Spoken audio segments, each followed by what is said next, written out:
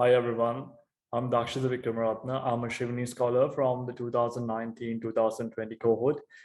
I completed my MSc in Public Policy at University College London, and I'm going to present to you my master's thesis today. The title of the thesis is "The Pill That Kills," and this was a discourse analysis on sexual and reproductive health and rights (SRHR), which explored the effects of myths and misconceptions on family planning methods perpetuating ethno-religious violence in Sri Lanka. In the context, the research took place was after the 2018 February incident which took place in Ampara and the Digana area, where basically a group of individuals complained that the owner of a particular food store in Ampara had mixed sterilization pills in the food they consumed, and based on that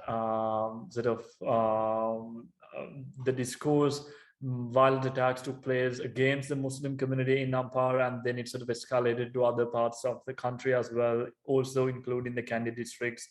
As a result of these incidents, 2 people actually were killed by the mobs, and also including at least 10 people and causing damage to properties. So the aim of this study was to, in that context of the ethno-religious violence, mainly the Sinhalese and between the Sinhalese and the Muslim populations, to explore how this conflict is affected by the myths and misconceptions around sexual and reproductive health and rights.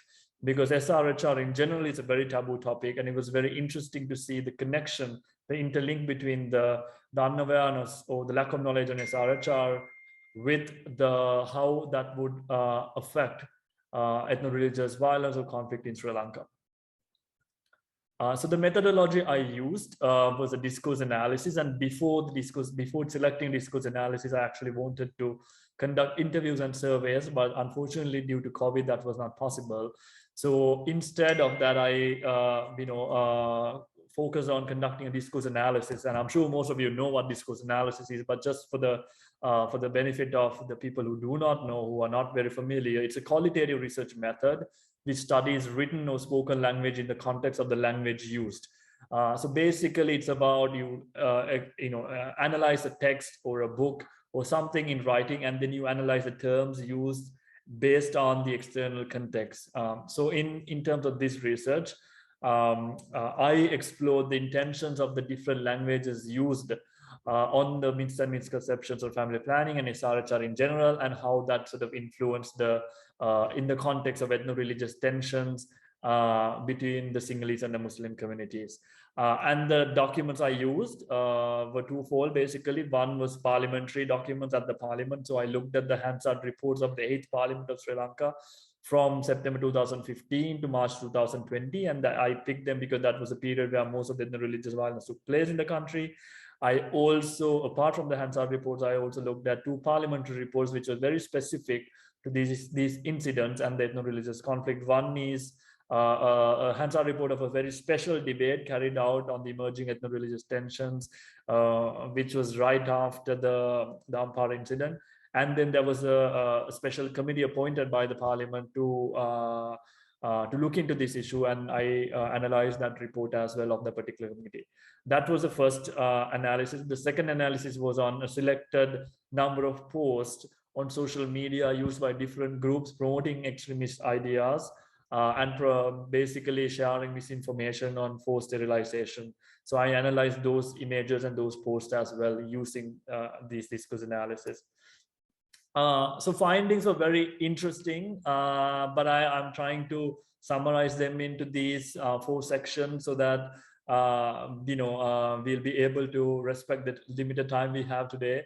The first finding after the analysis was that the sexual and reproductive health and rights discourse is inherently linked to the socio-political context of the country. We cannot, in Sri Lanka, we cannot talk about SRHR without really getting affected or without looking at the external environment about based on the socio-political context of the country. This includes the different ethnicities, this includes the different religions, this includes poverty, this includes conflict and the other dynamics around that. And this was very clear based on the speeches given by the parliamentarians, the recommendations coming in these reports and the specific terms they have used, and how sometimes opposition would use terms around, calamity, about,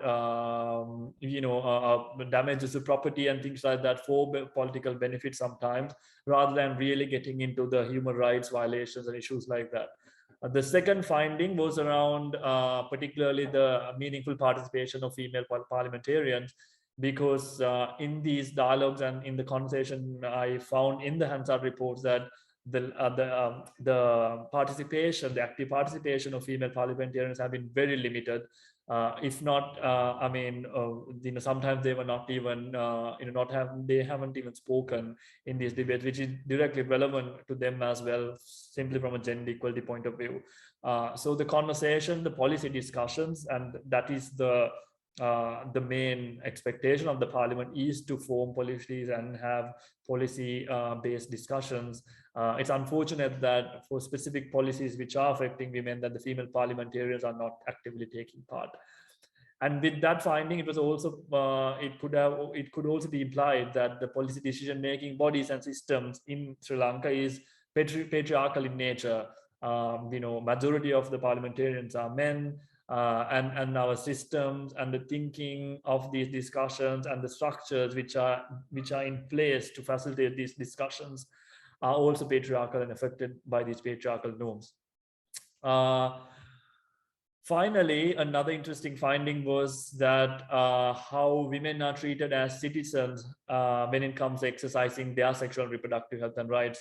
Whether the whole discourse around protecting one religion, about reproduction, about sterilization, whether that is limiting women or just labeling women as just bodies that would create babies, or bodies that would be used to save a particular generation or an ethnicity, or would that discourse will have a conversation around the agency women will have, the right women will have in terms of talking about their bodily autonomy, and whether they have that ability, whether they are given that ability to exercise their sexual reproductive health and rights.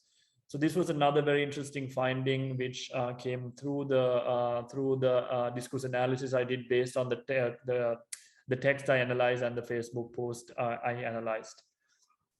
Finally, in terms of implications, it was very clear that the parliamentarians were interested to talk about this issue in a public policy sense, about the ethno-religious violence and about the forced sterilization misconception, but it was not necessarily around using a human rights framework of addressing how women are affected or how people are affected in terms of accessing their own sexual and reproductive health and rights. It was just simply based on addressing the ethno-religious violence, but not necessarily addressing the lack of awareness of people or lack of awareness on sexual and reproductive education in the country, but rather just a very short-term solution in terms of fixing a problem. Secondly, I think any policy actions taken towards preventing the spread of myths and misinformation shouldn't actually be done at the risk of denying women to access medical sterilization.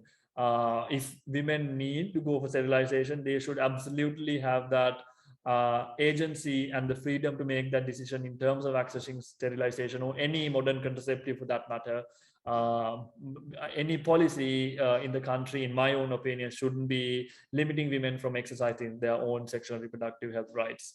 And finally, any policy, again, from a policy point of view, controlling the population should not be enforced by restricting the sexual and reproductive health and rights, especially limiting the ability to access modern contraceptives.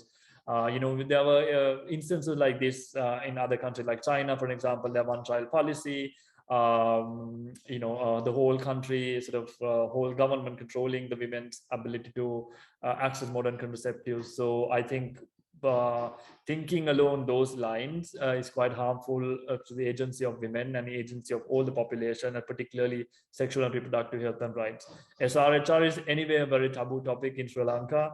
So there's a bigger need to have comprehensive sexuality education in schools, to openly talk about sexual and reproductive health and rights. And we need a much larger, broader policy discussion around that.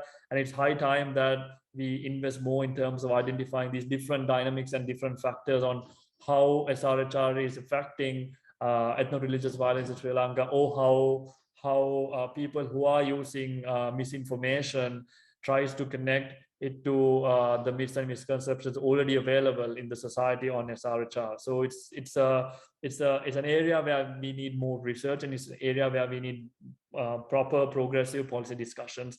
So I hope that these research findings will be useful to initiate discussions on those lines, and I look forward to continuing these conversations offline. Thank you so much.